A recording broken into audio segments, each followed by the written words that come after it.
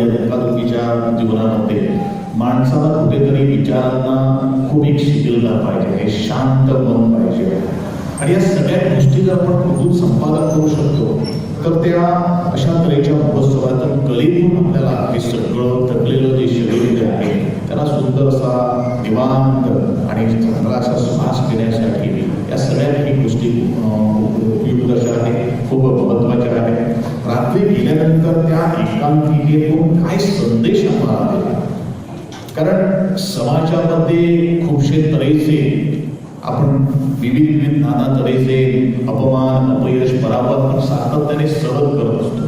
पण त्याच्यावर मार्ग करून आपण कसे पुढे जाणार हे त्यातून ह्या अशा तऱ्हेच्या कार्यक्रमातून अशा तऱ्हेच्या महोत्सवातून आपण पुढे जाऊ शकतो.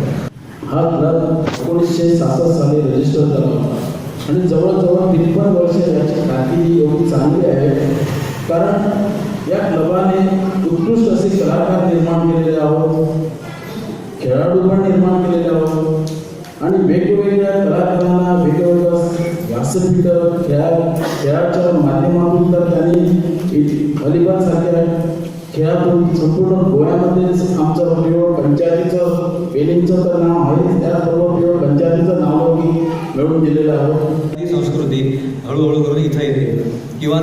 त्यातले व्हॅल्यूज म्हणजे मूल्य प्रत्येक नाटकात, म्हणजे नाटक किंवा सिनेमा हा काही फक्त करमणूक असतो असं मी मानत नाही. प्रत्येक कलाकृतीमध्ये, चित्रात असेल, नाटकात असेल, सिनेमात असेल किंवा एखाद्या प्रसंगात असेल की जे काही सादर होतं किंवा जे कलाकार तयार करतो त्याच्यात काहीतरी मूल्य असतात, म्हणजे माणसाच्या जगण्याची आणि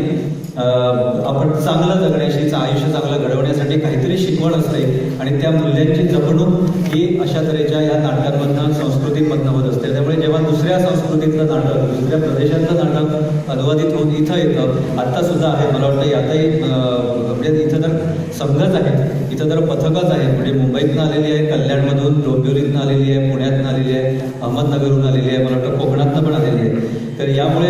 प्रत्येकाची भाषा इथे सादर होणारी एकांकिका मराठीच असेल.